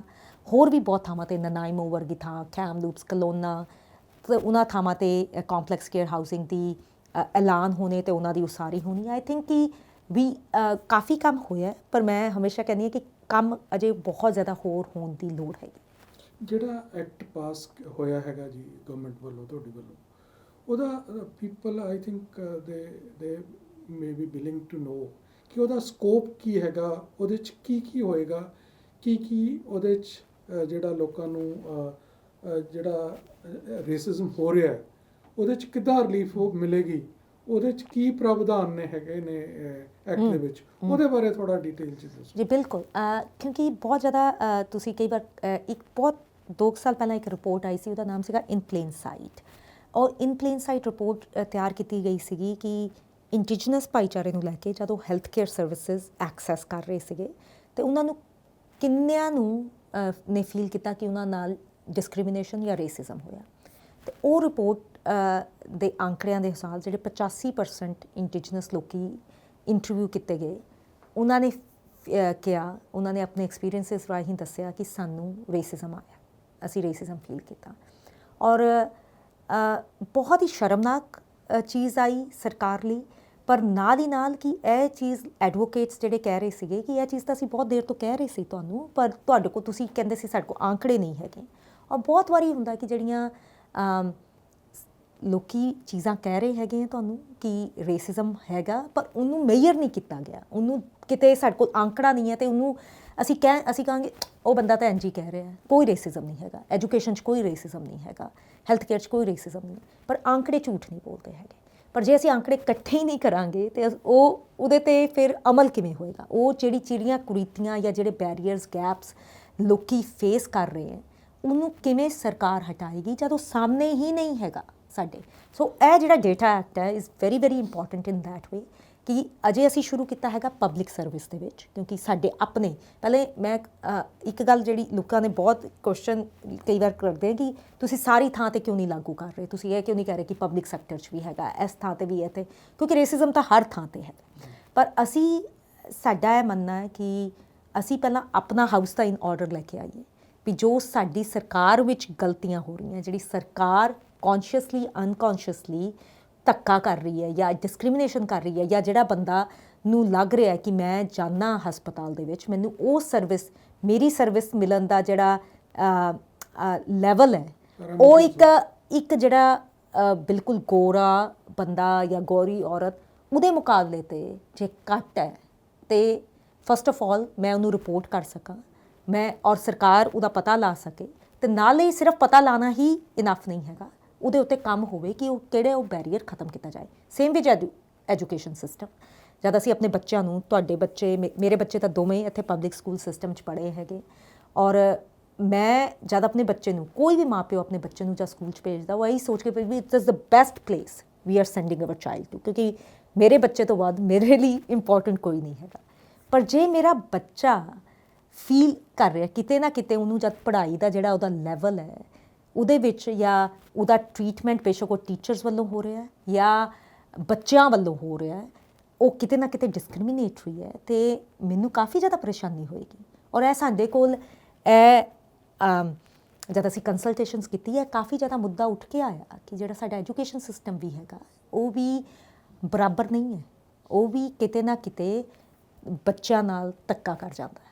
ਜਿਹੜਾ ਬੁਲਿੰਗ ਹੈ ਸਕੂਲਾਂ ਦੇ ਵਿੱਚ ਉਹ ਵੀ ਇਹਦਾ ਪਾਰਟ ਡਿਸਕ੍ਰਿਮੀਨੇਸ਼ਨ 'ਚ ਆ ਜਾਂਦਾ ਡਿਸਟੈਂਟਲੀ ਜੀ। ਬੁਲਿੰਗ ਤਾਂ ਬੁਲਿੰਗ ਤਾਂ ਅਸੀਂ ਜਾਣਦੇ ਹਾਂ ਕਿ ਬੱਚਿਆਂ ਨਾਲ ਹੁੰਦੀ ਹੈ, ਸਪੈਸ਼ਲੀ ਸਕੂਲਾਂ ਦੇ ਵਿੱਚ, ਹਾਈ ਸਕੂਲਾਂ ਦੇ ਵਿੱਚ। ਉਹਦੇ ਲਈ ਆਲਰੇਡੀ ਬਹੁਤ ਜ਼ਿਆਦਾ ਪ੍ਰੋਗਰਾਮਸ ਐਜੂਕੇਸ਼ਨ ਮਿਨਿਸਟਰੀ ਨੇ ਤਿਆਰ ਕੀਤੇ ਹੋਏ ਹੈ ਕਿ ਉਹ ਬੁਲਿੰਗ ਲਈ ਕੋਈ ਜਗ੍ਹਾ ਨਹੀਂ ਹੈ ਸਾਡੇ ਸਕੂਲਾਂ ਨੂੰ, it has to be bullying free spaces. ਪਰ ਹੈ ਕਿ ਕਿਵੇਂ ਅਸੀਂ ਐਜੂਕੇਸ਼ਨ ਸਿਸਟਮ ਨੂੰ ਡਿਸਕ੍ਰਿਮੀਨੇਸ਼ਨ ਫ੍ਰੀ, ਰੇਸਿਜ਼ਮ ਫ੍ਰੀ ਕਰਨਾ ਹੈਗਾ, ਉਹਦੇ ਲਈ ਐਜੂਕੇਸ਼ਨ ਸਿਸਟਮ ਦੇ ਵਿੱਚ ਵੀ ਇੱਕ ਐਂਟੀ ਰੇਸਿਜ਼ਮ ਰਾਊਂਡ ਟੇਬਲਸ ਹੋਏ ਜਿਹਦੇ 'ਚ ਮੈਨੂੰ ਬੈਠਣ ਦਾ ਮੌਕਾ ਮਿਲਿਆ ਹੈਗਾ ਕਿ ਟੀਚਰ ਵੀ, ਕਈ ਵਾਰ ਟੀਚਰ ਖੁਦ ਜਿਹੜੇ ਰੰਗਦਾਰ ਜਾਂ ਸਿਆਹ ਨਸਲ ਦੇ ਜਾਂ ਇੰਡੀਜਨਸ ਟੀਚਰ ਹੈ ਉਹ ਵੀ ਕਈ ਵਾਰ ਰੇਸਿਜ਼ਮ ਫੇਸ ਕਰਦੇ ਹੈ ਜਿਹੜੇ ਅਥਾਰਟੀਜ਼ ਵੱਲੋਂ, ਰਾਈਟ। ਤੇ ਕਿਵੇਂ ਉਹਦੇ 'ਤੇ ਠੱਲ ਪਾਈ ਜਾ ਸਕੇ, ਕਿਵੇਂ ਸਕੂਲਾਂ ਨੂੰ ਹੋਰ ਜ਼ਿਆਦਾ ਸੇਫ ਬਣਾਇਆ ਜਾ ਸਕੇ ਸਾਰਿਆਂ ਲਈ। ਉਹਦੇ ਵਿੱਚ ਟੀਚਰਸ ਵੀ ਸ਼ਾਮਲ ਹੈ, ਉਹਦੇ ਵਿੱਚ ਸਟਾਫ ਵੀ ਸ਼ਾਮਲ ਹੈ, ਤੇ ਉਹਦੇ ਵਿੱਚ ਸਾਡੇ ਬੱਚੇ ਵੀ ਸ਼ਾਮਲ ਹੈਗੇ। ਸਾਰਿਆਂ ਲਈ ਕਿਵੇਂ ਇੱਕ ਇਕੁਅਲ ਲੈਵਲ ਪਲੇਇੰਗ ਫੀਲਡ ਸਾਰਿਆਂ ਲਈ ਹੋਵੇ, ਔਰ ਉਹ ਥਾਂ ਹੋਵੇ ਜਿੱਥੇ ਸਾਰੇ ਜਿਹੜੇ ਟੀਚਰ ਪੜ੍ਹਾਉਣ ਆ ਰਹੇ ਉਹ ਪੜ੍ਹਾ ਸਕਣ ਅੱਛੀ ਤਰ੍ਹਾਂ ਨਾਲ, ਤੇ ਜਿਹੜੇ ਬੱਚੇ ਪੜ੍ਹ ਰਹੇ ਹੈ ਉਹਨਾਂ ਨੂੰ ਵੀ ਪੂਰੀ ਉਹ ਸੁਵਿਧਾ ਮਿਲੇ ਜਿਹਦੇ ਉਹ ਹੱਕਦਾਰ ਹੈ। ਰਚਨਾ ਜੀ, ਜਿਹੜੀ ਸਿਸਟੈਮਿਕ ਇੱਕ ਡਿਸਕ੍ਰਿਮੀਨੇਸ਼ਨ ਹੈਗੀ ਹੈ ਉਹਦੇ 'ਚ ਇਹ ਸਮਝਿਆ ਜਾਂਦਾ ਕਿ ਸਾਡੇ ਲੋਕੀ ਚਾਹੇ ਮਾਈਗ੍ਰੈਂਟ ਲੋਕ ਜਿਹੜੇ ਜਿੰਨੇ ਵੀ ਹੈਗੇ ਨੇ ਉਹ ਪੋਲੀਟਿਕਸ 'ਚ ਵੀ ਆ ਗਏ ਨੇ ਅਤੇ ਆਪਣੀ ਚਲੋ ਤਰੱਕੀ ਵੀ ਆਪਣੇ ਤਰੀਕੇ ਨਾਲ ਕਰ ਰਹੇ ਨੇ, ਪਰ ਜਿਹੜੀ ਡਿਸੀਜਨ ਮੇਕਿੰਗ ਹੈ ਜਿੱਥੇ ਬ੍ਰੇਨ ਸਟੋਰਮਿੰਗ ਹੋ ਕੇ ਲਾਜ਼ ਫਰੇਮ ਹੁੰਦੇ ਨੇ, ਪਾਸ ਹੋਣ ਦੇ ਲੈਵਲ 'ਤੇ ਸ਼ਾਇਦ ਸਾਡੀ ਇਨਵੋਲਵਮੈਂਟ ਹੈਗੀ ਥੋੜ੍ਹੀ ਬਹੁਤ, ਬਟ ਜਿੱਥੇ ਲਾਅ ਬ੍ਰੇਨ ਸਟੋਰਮਿੰਗ ਹੋ ਕੇ ਬਣਦੇ ਨੇ ਉਸ ਲੈਵਲ 'ਤੇ ਸਾਨੂੰ ਕੁਛ ਨਹੀਂ ਦਿੱਤਾ ਜਾਂਦਾ, ਖਾਸ ਕਰਕੇ ਮਾਈਗ੍ਰੈਂਟਸ। ਬਿਲਕੁਲ ਉਹਦੇ ਬਾਰੇ ਤੁਹਾਡਾ ਕੀ ਹੈਗਾ ਜੀ? ਯੂ ਆਰ ਵੈਰੀ ਰਾਈਟ ਕਿ ਜਦ ਗਲਾਸ ਸੀਲਿੰਗ ਤੋੜਨ ਦੀ ਗੱਲ ਆਉਂਦੀ ਹੈਗੀ ਹੈ ਤੇ who are the decision makers. ਜੇ ਤੁਸੀਂ ਕੋਈ ਵੱਡੀ ਕੰਪਨੀ ਦੇਖੋਗੇ, ਤੁਸੀਂ ਵੱਡੇ ਅਦਾਰੇ ਦੇਖੋਗੇ, ਜਿਹੜੇ ਟੌਪ 'ਤੇ ਬੰਦੇ ਬੈਠੇ ਹੈਗੇ ਹੈ, ਕੌਣ ਹੈ ਉਹ ਬੰਦੇ, ਰਾਈਟ? ਔਰ ਜ਼ਿਆਦਾਤਰ ਤੁਹਾਨੂੰ ਨਜ਼ਰ ਆਉਣਗੇ ਵਾਈਟ ਪੀਪਲ, ਔਰ ਜ਼ਿਆਦਾਤਰ ਵਾਈਟ, ਉਹ ਵੀ ਵਾਈਟ ਮਰਦ ਹੋਣਗੇ, ਗੋਰੇ ਮਰਦ ਹੋਣਗੇ ਜ਼ਿਆਦਾ। ਐਂਡ ਇਹਦੇ ਲਈ ਮੈਨੂੰ ਇੱਕ ਗੱਲ ਦੀ ਬਹੁਤ ਜ਼ਿਆਦਾ ਖੁਸ਼ੀ ਹੈ ਕੁਲਦੀਪ ਭਾਜੀ ਕਿ ਜਿਹੜੀ ਸਾਡੀ ਸਰਕਾਰ ਨੇ, ਜੇ ਤੁਸੀਂ ਸਾਡੀ ਸਰਕਾਰ ਦੀ ਬਣਤਰ ਦੇਖੋ, ਬੇਸ਼ੱਕ ਉਹ ਲੈਜਿਸਲੇਚਰ ਦੇ ਵਿੱਚ MLAs ਦੀ ਬਣਤਰ ਦੇਖੋ, ਸਾਡੇ 57 MLAs ਹੈਗੇ ਆ ਅਸੀਂ ਟੋਟਲ, ਅਤੇ ਉਹਦੇ ਵਿੱਚ ਤੁਹਾਡੇ ਕੋਲ ਸਾਊਥ ਏਸ਼ੀਅਨ ਮੂਲ ਦੇ ਬੰਦੇ ਵੀ ਹੈ, ਉਹਦੇ 'ਚ ਇੰਡੀਜਨਸ ਵੀ ਹੈ, ਉਹਦੇ 'ਚ ਏਸ਼ੀਅਨ ਮੂਲ ਦੇ ਵੀ ਹੈਗੇ ਹੈ, ਡਿਸੇਬਿਲਿਟੀ ਵਾਲੇ ਵੀ ਹੈਗੇ ਹੈ, LGBTQ+ ਬੰਦੇ ਵੀ ਹੈਗੇ ਹੈ। So that reflects about the party, that reflects, ਔਰ ਇਹ ਕੋਈ ਆਪਣੇ ਅਚਨਚੇਤ ਨਹੀਂ ਹੋਇਆ, ਇਹਦੇ ਕੌਨਸ਼ੀਅਸ ਲੈਵਲ 'ਤੇ ਇਹਦੇ ਲਈ ਐਫਰਟਸ ਹੋਈਆਂ, ਉਹਦੇ ਲਈ ਐਕਟਿਵਿਜ਼ਮ ਹੋਇਆ, ਉਹਦੇ 'ਚ ਪਾਰਟੀ 'ਚ ਜਿਹੜੇ ਬੰਦੇ ਹੈ ਔਰ ਬਹੁਤ ਜ਼ਿਆਦਾ ਐਕਟਿਵਿਸਟ ਹੈ, ਉਹਨਾਂ ਨੇ ਕੰਮ ਕੀਤਾ ਹੈ ਕਿ ਇਹ ਲੋਕੀ ਸਿਰਫ ਤੁਹਾਡਾ ਕੰਮ ਕਰਨ ਲਈ ਨਹੀਂ ਹੈਗੇ, ਉਹਨਾਂ ਨੂੰ ਉਹ ਰਿਪਰੈਜ਼ੈਂਟੇਸ਼ਨ ਚਾਹੀਦੀ ਹੈਗੀ ਹੈ ਸਰਕਾਰਾਂ ਦੇ ਵਿੱਚ ਵੀ। ਫਿਰ ਜਦ ਕੈਬਨਿਟ ਜਦ ਬਣੀ ਹੈਗੀ ਉਹ ਕੈਬਨਿਟ ਵਿੱਚ ਵੀ ਔਰਤਾਂ ਦਾ ਪੂਰਾ ਹਿੱਸਾ ਹੈ, ਬਰਾਬਰਤਾ ਦੀ ਕੈਬਨਿਟ ਹੈ, ਡਿਵਰਸ ਬੈਕਗਰਾਊਂਡ ਦੇ ਬੰਦੇ ਹੈਗੇ। ਤੁਸੀਂ ਜਾਣਦੇ ਹੀ ਹੋ ਹੈਰੀ ਵੈਂਸ, ਰਵੀ ਕਾਲੋਂ, ਸਾਡੇ ਦੋਸਤ ਜਿਹੜੇ ਕਿ ਕੈਬਨਿਟ ਦਾ ਹਿੱਸਾ ਰਹੇ ਹੈਗੇ ਹੈ। ਉਵੇਂ ਕੈਟਰੀਨਾ ਚੈਨ, ਬੋਵਨ ਮਾ, ਐਨ ਕਾਇੰਗ ਵਰਗੀਆਂ ਜਿਹੜੀਆਂ ਏਸ਼ੀਅਨ ਮੂਲ ਦੀਆਂ ਔਰਤਾਂ ਹੈ, ਉਹ ਕੈਬਨਿਟ ਦਾ ਹਿੱਸਾ ਰਹੀਆਂ। So that is very important, that push is very important and it's not symbolic. ਔਰ ਇਹ ਕੋਈ ਇੱਕ ਦਿਨ 'ਚ ਨਹੀਂ ਹੋਈ ਹੈ ਚੇਂਜ। ਔਰ ਅਜੇ ਵੀ ਮੈਂ ਨਹੀਂ ਕਹੂੰਗੀ ਕਿ ਇਟਸ ਪਰਫੈਕਟ, ਅਜੇ ਵੀ ਚੇਂਜਸ ਲਿਆਉਣ ਲਈ, ਅਜੇ ਵੀ ਪਹਿਲਾਂ ਤਾਂ ਉਸ ਟੇਬਲ 'ਤੇ ਜਗ੍ਹਾ ਬਣਾਉਣ ਲਈ ਐਫਰਟਸ ਹੋਈਆਂ। ਉਹਦੇ ਲਈ ਮੈਂ ਆਪਣੇ ਬਜ਼ੁਰਗਾਂ ਨੂੰ ਬਹੁਤ ਜ਼ਿਆਦਾ ਉਹਨਾਂ ਦੇ ਅਸੀਂ ਦੇਣਦਾਰ ਹੈਗੇ, ਜਿਨ੍ਹਾਂ ਨੇ ਸਾਨੂੰ ਵੋਟ ਪਾਉਣ ਦਾ ਹੱਕ ਦਵਾਇਆ। ਇਹ ਤੁਸੀਂ ਜਾਣਦੇ ਹੋ ਮੁਲਕ ਉਹ ਸੀਗਾ 40 ਸਾਲ ਸਾਡੇ ਵਰਗੇ ਲੋਕਾਂ ਨੂੰ ਵੋਟ ਪਾਉਣ ਦਾ ਵੀ ਹੱਕ ਨਹੀਂ ਸੀਗਾ, ਅਤੇ ਅੱਜ ਉਸੀ ਥਾਂ 'ਤੇ ਅਸੀਂ ਵੋਟ ਹੀ ਨਹੀਂ ਇਕੱਲੇ ਪਾ ਰਹੇ, ਅਸੀਂ ਇੱਥੇ ਰਿਪਰੈਜ਼ੈਂਟੇਸ਼ਨ ਕਰ ਰਹੇ ਹਾਂ ਉਹਨਾਂ ਲੋਕਾਂ ਦੀ। ਜਿਹੜੇ ਲੈਜਿਸਲੇਚਰਸ ਦੇ ਵਿੱਚ ਕਾਨੂੰਨ ਬਣਾਏ ਜਾ ਰਹੇ ਸੀ, ਕਾਮਾਗਾਟਾ ਮਾਰੂ ਵਰਗੇ, ਉਸੀ ਲੈਜਿਸਲੇਚਰ ਵਿੱਚ ਹੁਣ ਸਾਡੇ ਬੰਦੇ ਬੈਠੇ ਉਹ ਕਾਨੂੰਨ, ਡਿਫਰੈਂਟ ਕਾਨੂੰਨ ਬਣਾ ਰਹੇ ਹੈ, ਜਿਹੜੇ ਲੋਕਾਂ ਨੂੰ ਉੱਤੇ ਉਠਾ ਰਹੇ ਹੈ ਰਾਦਰ ਦੈਨ ਥੱਲੇ ਗਿਰਾ ਰਹੇ। ਪਰ ਇਹਦੇ ਲਈ ਐਫਰਟਸ ਰਹੀਆਂ, ਇਹਦੇ ਲਈ ਐਕਟਿਵਿਜ਼ਮ ਹੋਇਆ, ਇਹਦੇ ਲਈ ਬਹੁਤ ਜ਼ਿਆਦਾ ਯੋਗਦਾਨ ਪਾਇਆ ਸਿਵਲ ਸੁਸਾਇਟੀ ਨੇ ਵੀ, ਬਹੁਤ ਜ਼ਿਆਦਾ ਐਕਟਿਵਿਜ਼ਮ ਨੇ ਵੀ। ਔਰ ਉਹ ਯੋਗਦਾਨ ਸਿਰਫ ਅੱਜ ਉਹ ਅਚੀਵ ਕਰ ਲਿਆ ਹੈਗਾ ਅਸੀਂ ਚੀਜ਼ਾਂ, ਉਹ ਯੋਗਦਾਨ ਖਤਮ ਨਹੀਂ ਹੋ ਜਾਣਾ ਚਾਹੀਦਾ। It is not something we got on platter, ਸਾਨੂੰ ਪਰੋਸ ਕੇ ਨਹੀਂ ਦਿੱਤਾ ਗਿਆ। ਔਰ ਅੱਜ ਵੀ ਕੋਈ ਭਰੋਸਾ ਨਹੀਂ ਹੈ ਕਿ ਕੱਲ੍ਹ ਨੂੰ, ਤੁਸੀਂ ਜਾਣਦੇ ਹੋ ਕਿ ਸਾਊਥ ਆਫ ਬਾਰਡਰ ਹੁਣੇ ਕੀ ਹੋ ਕੇ ਹਟਿਆ ਟਰੰਪ ਦੇ ਆਉਣ ਦੇ ਨਾਲ, ਕਿਵੇਂ ਡੈਮੋਕ੍ਰੇਸੀ ਨੂੰ ਖਤਰਾ ਹੋਇਆ। ਡੈਮੋਕ੍ਰੇਸੀ ਨੂੰ ਖਤਰਾ ਇੱਥੇ ਵੀ ਹੋ ਸਕਦਾ ਹੈ। ਸੋ ਜਿਹੜੀ ਉਹ ਸਟਰਗਲ ਹੈ, ਜਿਹੜਾ ਉਹ ਇੱਕ ਰੁਝਾਨ ਹੈ ਸਾਡਾ ਇੱਕ ਸੋਸ਼ਲ ਜਸਟਿਸ ਲਈ, ਆਈ ਥਿੰਕ ਉਹ ਜਾਰੀ ਰਹਿਣਾ ਪਏਗਾ। ਰਚਨਾ ਜੀ, ਉਹ ਤੁਸੀਂ ਬਾਖੂਬੀ ਐਕਸਪਲੇਨ ਕੀਤਾ ਕਿ ਗਵਰਨਮੈਂਟ ਦੇ ਵਿੱਚ ਕਿੱਦਾਂ ਰਿਪਰੈਜ਼ੈਂਟੇਸ਼ਨ ਹੈਗੀ ਆ, ਐਗਰੀਡ। ਬਟ ਮੈਂ ਉਸ ਤੋਂ ਨੀਚੇ ਵਾਲੇ ਲੈਵਲ ਦੀ ਗੱਲ ਕਰ ਰਿਹਾ, ਜਿਹੜਾ ਇਨਫੈਕਟ ਲਾਅ ਬਣਾਉਂਦੇ ਨੇ, ਜਿਹੜੇ ਫਰੇਮਿੰਗ ਨੇ, ਤੁਸੀਂ ਤਾਂ ਉਹਨਾਂ ਨੂੰ ਜਾਂ ਪਾਸ ਕਰ ਸਕਦੇ ਹੋ ਜਾਂ ਉਹਨਾਂ ਨੂੰ ਫਿਰ ਉਹਨੂੰ ਰੈਫਰ ਬੈਕ ਕਰ ਸਕਦੇ ਹੋ ਕਮੇਟੀਜ਼ ਨੂੰ। ਬਟ ਜਿਹੜੀਆਂ ਕਮੇਟੀਜ਼ ਨੇ, ਜਿਹੜੇ ਬਿਊਰੋਕ੍ਰੇਸੀ ਆ ਰੀਅਲ ਸੈਂਸ ਦੇ ਵਿੱਚ, ਉੱਥੇ ਸਾਡੀ ਰਿਪਰੈਜ਼ੈਂਟੇਸ਼ਨ ਮਾਈਗ੍ਰੈਂਟਸ ਲੋਕਾਂ ਦੀ ਕਿਉਂ ਨਹੀਂ ਹੈਗੀ, ਉਹਦੇ ਬਾਰੇ ਜੇ ਦੱਸੋ ਜੀ। ਬਿਲਕੁਲ, ਉਹਦੇ ਲਈ ਵੀ ਜਦੋਂ ਮੈਂ ਐਂਟੀ ਰੇਸਿਜ਼ਮ ਦਾ ਕੰਮ ਸੰਭਾਲਿਆ ਤਾਂ ਇੱਕ ਆਡਿਟ ਅਸੀਂ ਕੀਤਾ ਪਬਲਿਕ ਸਰਵਿਸ ਜਿਹਨੂੰ ਕਹਿੰਦੇ, ਅਸੀਂ ਉੱਥੇ ਬਿਊਰੋਕਰੈਟਸ ਕਹਿੰਦੇ ਸੀ, ਇੱਥੇ ਪਬਲਿਕ ਸਰਵਿਸ ਉਹਨੂੰ ਕਹਿੰਦੇ, ਕਿ ਪਬਲਿਕ ਸਰਵਿਸ ਕਿਵੇਂ ਦੀ ਨਜ਼ਰ ਆ ਰਹੀ ਹੈ ਸਾਡੀ, ਐਂਡ ਪਬਲਿਕ ਸਰਵਿਸ ਵਿੱਚ ਕਿਵੇਂ ਦਾ ਰੇਸਿਜ਼ਮ ਹੈਗਾ। ਔਰ ਉਹ ਨਜ਼ਰ ਆਇਆ ਕਿ ਉਹਦੇ ਵਿੱਚ ਰਿਪਰੈਜ਼ੈਂਟੇਸ਼ਨ ਜਿਹੜੀ ਤੁਸੀਂ ਗੱਲ ਕਰ ਰਹੇ ਹੋ ਕਿ ਘੱਟ ਹੈ ਲੋਕਾਂ ਦੀ। ਅਸੀਂ ਪਿਛਲੇ 5 ਸਾਲਾਂ ਵਿੱਚ ਮੈਂ ਕਹੂੰਗੀ ਕਿ ਅਜੇ ਅਸੀਂ ਕਾਫੀ ਕੋਸ਼ਿਸ਼ ਕੀਤੀ ਹੈ ਸਰਕਾਰ ਵਜੋਂ, ਕਿਉਂਕਿ ਅਸੀਂ ਸਰਕਾਰ ਦਾ ਹਿੱਸਾ ਸੀਗੇ, ਕਿ ਜਿਹੜੀਆਂ ਕਮੇਟੀਆਂ ਤਿਆਰ ਹੋ ਰਹੀਆਂ, ਬੇਸ਼ੱਕ ਉਹ ਜਿਹੜੇ ਸਕੂਲ ਜਾਂ ਕਾਲਜ ਹੈਗੇ ਵੱਡੇ ਜਾਂ ਯੂਨੀਵਰਸਿਟੀਜ਼ ਹੈ, ਉਹਨਾਂ ਦੇ ਬੋਰਡਸ ਹੈਗੇ ਹੈ, ਉਹਨਾਂ ਵਿੱਚ ਕਿਵੇਂ ਰਿਪਰੈਜ਼ੈਂਟੇਸ਼ਨ, ਡਾਇਵਰਸਿਟੀ ਅਸੀਂ ਲਿਆਈ ਜਾਈਏ। ਬੇਸ਼ੱਕ ਉਹ ਰੰਗਦਾਰ ਲੋਕ ਹੈਗੇ ਹੈ, ਬੇਸ਼ੱਕ ਉਹ ਇੰਡੀਜਨਸ ਲੋਕ ਹੈ, ਉਹਨਾਂ ਦੀ ਰਿਪਰੈਜ਼ੈਂਟੇਸ਼ਨ ਕਿਵੇਂ ਕੀਤੀ ਜਾਵੇ। ਜਿਹੜਾ ਪਬਲਿਕ ਸਰਵਿਸ ਹੈ, ਅਸੀਂ ਵੱਧ ਤੋਂ ਵੱਧ ਇਨਕਰੇਜ ਕਰ ਰਹੇ ਹਾਂ। ਅਜੇ ਮੈਂ ਨਹੀਂ ਕਹੂੰਗੀ ਕਿ ਸਭ ਕੁਛ ਠੀਕ ਹੋ ਗਿਆ, ਪਰ we are definitely aware of this fact ਕਿ ਉਹ ਅਜੇ ਵੀ ਪਬਲਿਕ ਸਰਵਿਸ ਕਾਫੀ ਜ਼ਿਆਦਾ ਚਿੱਟੀ ਐਂਡ ਪ੍ਰਿਵਿਲੇਜ ਨਜ਼ਰ ਆ ਰਹੀ ਹੈਗੀ ਹੈ। ਉਹਨੂੰ ਕਿਵੇਂ ਹੌਲੀ ਹੌਲੀ ਚੇਂਜ ਕੀਤਾ ਜਾਵੇ। ਜਿਹੜੀ ਮੈਂ ਜਦੋਂ ਮੈਂ ਪਾਰਲੀਮੈਂਟਰੀ ਸਕੱਤਰ ਨਿਯੁਕਤ ਹੋਈ, ਵੀ ਮੇਡ ਸ਼ੋਰ ਕਿ ਜਿਹੜੇ ਕੰਮ ਕਰ ਰਹੇ ਹੈਗੇ ਸਪੈਸ਼ਲੀ ਐਂਟੀ ਰੇਸਿਜ਼ਮ ਦੇ ਵਿੱਚ, ਉਹ ਬੰਦੇ ਉਵੇਂ ਦੇ ਬੈਕਗਰਾਊਂਡ 'ਚ ਹੋਣ ਜਿਨ੍ਹਾਂ 'ਤੇ ਆਪਣੇ ਲਿਵਡ ਐਕਸਪੀਰੀਅੰਸਿਸ ਹੋਣ, ਜਿਹੜੇ ਸਮਝ ਸਕਣ ਕਿ ਰੇਸਿਜ਼ਮ ਹੈ ਕੀ ਹੈ। ਅਤੇ ਜਿਹੜੀ ਮੇਰੀ ADM ਸੀਗੀ ਉਹ ਕਾਲੀ ਸੀਗੀ, ਇੱਕ ਔਰਤ।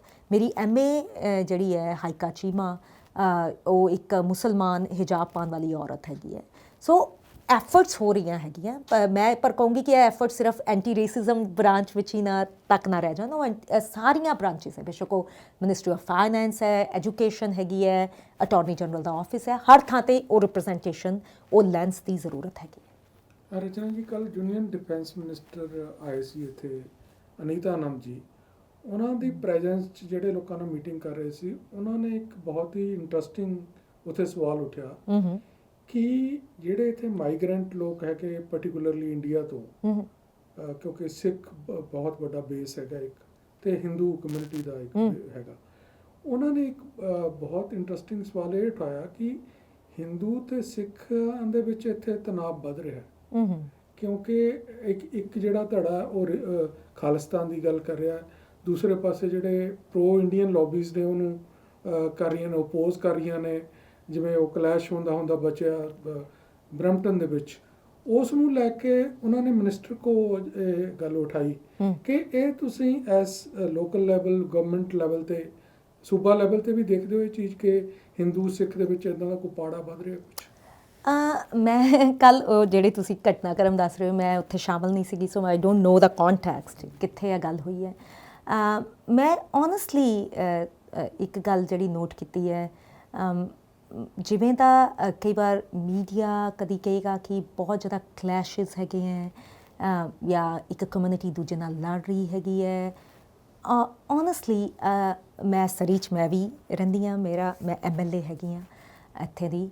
ਮੈਂ ਕੋਈ ਐਵੇਂ ਦੀ ਚੀਜ਼ ਮੈਨੂੰ ਨਜ਼ਰ ਨਹੀਂ ਆਈ ਹੈਗੀ ਹੈ। ਇਹ ਕਈ ਵਾਰ ਹਾਈਪਡ ਵਰਜ਼ਨਸ ਜ਼ਿਆਦਾ ਹੁੰਦੇ ਹੈ, ਇੱਕ ਅਖਬਾਰਾਂ ਵਿੱਚ ਜਾਂ ਕੋਈ ਕਿਸੇ ਤਰ੍ਹਾਂ ਦੀ, ਜਦ ਤੁਸੀਂ ਇੱਕ ਚੀਜ਼ ਨੂੰ ਹਾਈਪ ਕਰਕੇ ਦਿੱਤਾ ਜਾਂਦਾ ਹੈ। ਮੈਂ ਕਹੂੰਗੀ ਕਿ ਕੈਨੇਡਾ ਇੱਕ ਇੰਡੀਪੈਂਡੈਂਟ ਬਹੁਤ ਹੀ ਡੈਮੋਕ੍ਰੈਟਿਕ ਮੁਲਕ ਹੈਗਾ। ਕਿਸੇ ਨੂੰ ਹਰ ਕਿਸੇ ਦੀ ਵਿਚਾਰਧਾਰਾ ਫਰਕ ਹੋ ਸਕਦੀ ਹੈ, ਪਰ ਉਹ ਵਿਚਾਰਧਾਰਾ ਦਾ ਮਤਲਬ ਡਿਵੀਜ਼ਨਸ ਪੈਦਾ ਕਰਨਾ ਨਾ ਹੋ, ਰਾਈਟ? ਜਾਂ ਕਿਸੇ ਨੂੰ ਐਵੇਂ ਸ਼ੋਅ ਕਰਨਾ ਕਿ ਮੈਂ ਤੇਰੇ ਤੋਂ ਸੁਪੀਰੀਅਰ ਹਾਂ ਜਾਂ ਤੂੰ ਮੇਰੇ ਤੋਂ ਥੱਲੇ ਹੈ, ਬਲਕਿ ਉਹੀ ਰੇਸਿਜ਼ਮ ਡਿਸਕ੍ਰਿਮੀਨੇਸ਼ਨ ਦੀ ਜਦ ਅਸੀਂ ਗੱਲ ਕਰਾਂਗੇ ਉਹ ਨਾ ਹੋਵੇ, ਕੋਈ ਵਾਇਲੈਂਸ ਦੀ ਗੱਲ ਨਾ ਹੋਵੇ। ਜੇ ਉਹ ਆਪਣੀ ਇੱਕ ਆਈਡੀਓਲੋਜੀ ਨੂੰ ਰੱਖਦੇ, ਮੇਰੇ ਕੋਲ ਪੂਰਾ ਹੱਕ ਹੈ as a ਡੈਮੋਕਰੈਟ in a democracy ਕਿ ਮੈਂ ਉਹਨਾਂ ਦੀ ਵਿਚਾਰਧਾਰਾ ਨਾਲ ਸਹਿਮਤ ਹੈਗੀ ਹਾਂ ਜਾਂ ਨਹੀਂ ਹੈਗੀ ਹਾਂ। That is my opinion, but that does not mean ਕਿ ਮੈਨੂੰ ਕੋਈ ਹੱਕ ਹੈ as a citizen or even as an elected official to dictate anybody just because I don't like your ideology, ਕਿ ਤੁਹਾਨੂੰ ਉਹਦੇ ਬਾਰੇ ਗੱਲ ਕਰਨ ਦਾ ਹੱਕ ਨਹੀਂ ਹੈਗਾ। They have right to talk about an issue, they have to ਜੇ ਉਹ ਕੁਝ ਕਰ ਰਹੇ ਹੈ ਐਂਡ ਜੇ ਕਿਸੇ ਨੂੰ ਇਤਰਾਜ਼ ਹੈਗਾ ਤੇ ਉਹਨਾਂ ਨਾਲ ਸੰਵਾਦ ਕਰ ਸਕਦੇ ਹੋ, ਤੁਸੀਂ ਉਹਨਾਂ ਨਾਲ ਡਾਇਲੋਗ ਕਰ ਸਕਦੇ ਹੋ, ਉਹਦਾ ਪੂਰਾ ਇੱਕ ਇਨ ਅ ਰਿਸਪੈਕਟਫੁਲ ਮੈਨਰ। ਪਰ ਮੈਨੂੰ ਕੋਈ ਤਣਾਅ ਇਸ ਤਰ੍ਹਾਂ ਦਾ ਜਿਵੇਂ ਦਾ ਕਈ ਵਾਰ ਅਸੀਂ ਸੁਣਨ ਨੂੰ ਆਉਂਦਾ ਹੈ ਜਾਂ ਤੁਸੀਂ ਜਿਵੇਂ ਤਾਂ ਚਰਚਾ ਕਰ ਰਹੇ ਹੋ, ਓਨੈਸਟਲੀ ਮੈਨੂੰ ਨਜ਼ਰ ਨਹੀਂ ਆਉਂਦਾ। ਰਚਨਾ ਜੀ, ਫਾਈਨਲੀ ਕੋਈ ਅਪੀਲ ਕਰਨਾ ਚਾਹੋ ਲੋਕਾਂ ਨੂੰ ਕਿ ਉਹ ਕਿਵੇਂ ਕੰਟਰੀਬਿਊਟ ਕਰਨ ਕਿ ਜਿਹੜਾ ਕੈਨੇਡਾ ਦੇ ਵਿੱਚ ਪਾਰਟਿਕੂਲਰਲੀ BC ਸਟੇਟ ਦੇ ਵਿੱਚ ਜਿਹੜਾ ਰੇਸਿਜ਼ਮ ਨਾ ਰਹੇ, ਇਹਦਾ ਹੌਲੀ ਅਸੀਂ ਖਾਤਮਾ ਕਰ ਸਕੀਏ, ਬਿਲਕੁਲ ਜ਼ੀਰੋ ਲੈਵਲ ਤੇ ਲਿਆਈਏ ਜੀ। ਉਹਦੇ ਬਾਰੇ ਕੋਈ ਅਪੀਲ ਕਰਨੀ ਚਾਹੋ? ਜੀ, ਮੈਂ ਤਾਂ ਸਾਰਿਆਂ ਨੂੰ, ਤੁਹਾਡੇ ਸਰੋਤਿਆਂ ਨੂੰ ਇੱਕੋ ਹੀ ਗੱਲ ਕਹੂੰਗੀ ਕਿ ਸਰਕਾਰਾਂ ਆਪਣਾ ਕੰਮ ਕਰ ਰਹੀਆਂ, ਉਹਨਾਂ ਦੀ ਨੈਤਿਕ ਜ਼ਿੰਮੇਵਾਰੀ ਹੈ। ਬੇਸ਼ੱਕ ਉਹ ਰੇਸਿਜ਼ਮ ਦੀ ਗੱਲ ਹੋਵੇ ਜਾਂ ਡਿਸਕ੍ਰਿਮੀਨੇਸ਼ਨ ਦੀ ਗੱਲ ਹੋਵੇ, ਲੋਕਾਂ ਨੂੰ ਉੱਤੇ ਉਠਾਉਣ ਦੀ ਗੱਲ ਹੋਵੇ, ਲੈਜਿਸਲੇਸ਼ਨਸ ਲੈ ਕੇ ਆਉਣਗੀਆਂ, ਪਰ ਜਿਹੜਾ ਤੁਹਾਡਾ ਰੋਲ ਹੈ, ਅਸੀਂ ਇਹ ਕੰਮ ਸਰਕਾਰਾਂ ਇਕੱਲੇ ਨਹੀਂ ਕਰ ਸਕਦੀਆਂ। ਇਹ ਕੰਮ ਤੁਹਾਡੇ ਨਾਲ ਮਿਲ ਕੇ, ਤੁਹਾਡੇ ਨਾਲ ਜੁੜ ਕੇ, ਔਰ ਇਹੀ ਮੈਂ ਸਬਕ ਲੈ ਕੇ ਆਈ ਹਾਂ। ਇਹੀ ਇੱਕ ਜਿਹੜਾ ਮੈਨੂੰ ਇੱਕ ਆਈ ਵੁੱਡ ਸੇ ਕਿ ਮੈਸੇਜਿੰਗ ਜਿਹੜੀ ਮਿਲੀ ਹੈ ਯੂਨੈਸਕੋ ਦੇ ਗਲੋਬਲ ਫੋਰਮ ਤੋਂ ਵੀ, ਕਿ civil society can play a big role in bringing the change, ਅਤੇ ਤੁਸੀਂ ਉਸ ਚੇਂਜ ਦਾ ਹਿੱਸਾ ਬਣ ਸਕਦੇ ਹੋ। ਅਤੇ ਤੁਹਾਡੇ ਨਾਲ ਹੁਣ ਤੱਕ ਵੀ ਕੰਮ ਕੀਤਾ ਹੈ, ਔਰ ਮੈਨੂੰ ਉਮੀਦ ਹੈ ਕਿ ਅਗਲੇ ਕਈ ਸਾਲਾਂ ਤੱਕ ਵੀ ਤੁਹਾਡੇ ਨਾਲ ਕੰਮ ਕਰਨ ਦਾ ਮੌਕਾ ਮਿਲੇਗਾ। ਸ਼ੁਕਰੀਆ। ਰਚਨਾ ਸਿੰਘ ਜੀ, ਸਾਡੇ ਨਾਲ ਗੱਲਬਾਤ ਕਰਨ ਲਈ ਤੁਹਾਡਾ ਬਹੁਤ ਬਹੁਤ ਸ਼ੁਕਰੀਆ। ਬਹੁਤ ਸ਼ੁਕਰੀਆ ਭਾਜੀ, ਥੈਂਕ ਯੂ। ਸਾਥੀਓ, ਇਹ ਸਨ ਰਚਨਾ ਸਿੰਘ ਜੀ, ਜਿਨ੍ਹਾਂ ਨੇ ਦੱਸਿਆ ਹੈਗਾ ਕਿ ਕਿਵੇਂ ਗਵਰਨਮੈਂਟ ਆ ਜਿਹੜੀ ਬ੍ਰਿਟਿਸ਼ ਕੋਲੰਬੀਆ ਦੀ, ਉਹ ਕਿਵੇਂ ਕੰਮ ਕਰ ਰਹੀ ਹੈ ਰੇਸਿਜ਼ਮ ਨੂੰ ਖਤਮ ਕਰਨ ਲਈ। ਉਮੀਦ ਹੈ ਇਹ ਗੱਲਬਾਤ ਲੋਕਾਂ ਨੂੰ ਪਸੰਦ ਆਏਗੀ। ਕਮੈਂਟ ਕਰਕੇ ਜ਼ਰੂਰ ਦੱਸਣਾ। ਫਿਲਹਾਲ ਸਾਨੂੰ ਦਿਓ ਇਜਾਜ਼ਤ। ਕੈਮਰਾਮੈਨ ਅਰਵਿੰਦਰ ਖੀਵਾ ਦੇ ਨਾਲ ਮੈਂ ਕੁਲਦੀਪ ਮਾਨਸਾ, TV ਪੰਜਾਬ। ਧੰਨਵਾਦ।